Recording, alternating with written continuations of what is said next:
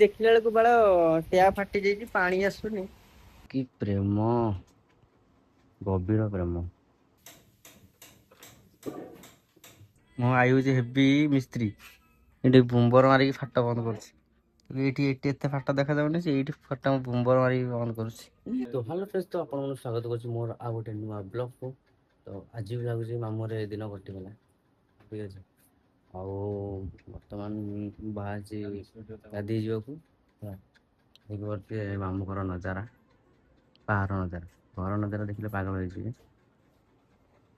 ଇସ୍କି ପ୍ରେମ, ଗଭୀର ପ୍ରେମ ହେଲା। ତ ଏଭଳିଆ ପ୍ରେମ ଆପଣଙ୍କୁ ମିଳୁନଥିବ ଦାନ୍ତ ନ ଘଷିକି ଏଠି କଥା ହଉଛି ତାଙ୍କ ସ୍ତ୍ରୀ ପତ୍ନୀ ସହିତ। ହଁ, ଆଜି ହଉଛି ମୋ ଯିବାର ପ୍ଲାନ୍ ଥିଲା ଘରକୁ, କିନ୍ତୁ ବାହା ହେଲା ପରେ ଗୋଟେ ସଜ ଯେ ଝିଅ ଘରକୁ, ତ ସେଥିପାଇଁ ମୋତେ ଘରେ ଅଟକେଇକି ରଖିଦେଇଛନ୍ତି। ମାମୁଁ ଘରେ ଅଟକେଇକି ରଖିଦେଇଛନ୍ତି ମୋତେ।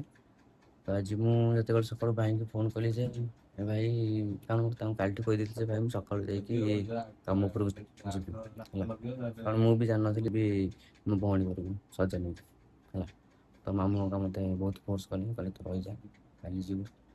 ତ ସେଥିପାଇଁ ମୁଁ ଭାଇଙ୍କୁ ଫୋନ୍ କରିକି ଆଜି ମାନେ ବହୁତ କନଫ୍ୟୁଜ୍ ହେଇକି କହିଲି। ତ ଆମର ଭାଇ ଟିକେ ଭଲ ଲୋକ ବୋଲି ବୁଝିଗଲେ, ମୋତେ ବୁଝେଇଦେଲେ।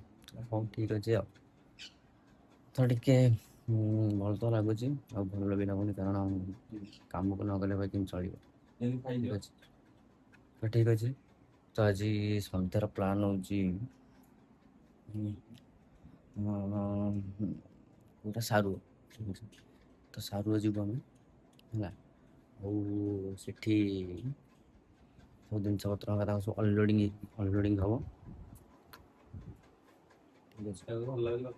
ଚାଲନ୍ତୁ ଫାଷ୍ଟ ଯିବା ଟିକେ ଫାଷ୍ଟ ଦାନ୍ତପତ୍ର ଘଷାଘଷି କରିଦେବା, ନହେଲେ ପାଟି ଫାଟି ଭଲ ଲାଗିନି ଖାଇବା।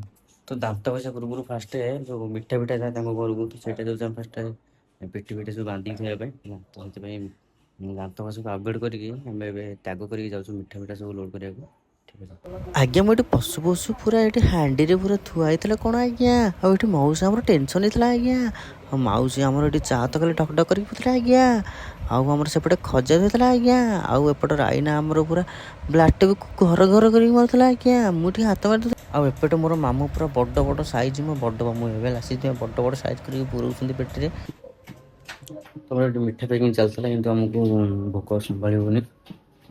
ସେପଟେ ଛଣାଛଣି କାର୍ଯ୍ୟ ଚାଲିଛି, ତ ସେଥିପାଇଁ ଆମେ ଟିକେ ଯାଉଛୁ ଦାନ୍ତପତ୍ର ଘଷିକି ଖାଇବା ପାଇଁ। ଆଜି ତ ପୋଖରୀ ଆଡ଼େ ବି ଯାଇ ହେବନି, ଚାଲିଛି ଏଠି ଗ୍ୟାସ୍ରେ ବସିଛି ତାକୁ। ଆଉ ରାଇନା ବିକଳ ହେଲାଣି ଖାଇବା ପାଇଁ। ମୋର ପେଟ ପୂଜା ସରିଲା ପରେ ମାମୁଁ ମୋତେ ଘୋଷାଡ଼ିକି ଆଣିଥିଲେ ବଜାରକୁ, କାରଣ ତାଙ୍କର କିଛି ସାମାନପତ୍ର ଯିବାର ଥିଲା, ଯାହାକି ଆମର ଦିଦିଙ୍କ ଘରକୁ ଯିବ। ତ ସବୁ କିଛି ଆଜି ଦିଦିଙ୍କ ପାଇଁ ହେଉଛି। ତ ଭାଇମାନେ ମୁଁ ହଣ୍ଡା ଟେକିଛି ଆଣିସାରିଲା ପରେ ସିଧା ମୁଁ ରାଇନାର ମୋର ଆସି ପଡ଼ିଥିଲୁ ତାଙ୍କ ଗାଁ ପାଖରେ ଥିବା ପେଟ୍ରୋଲ ପମ୍ପ, କାରଣ ସେଠି ଶୁଦ୍ଧ ପାଣି ବାହାରେ।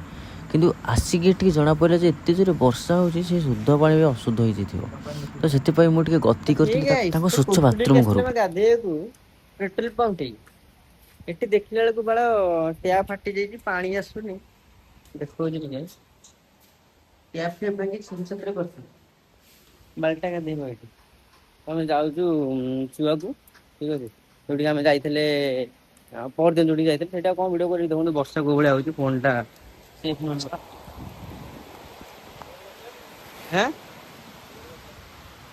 ଦେଖିପାରୁଥିବେ।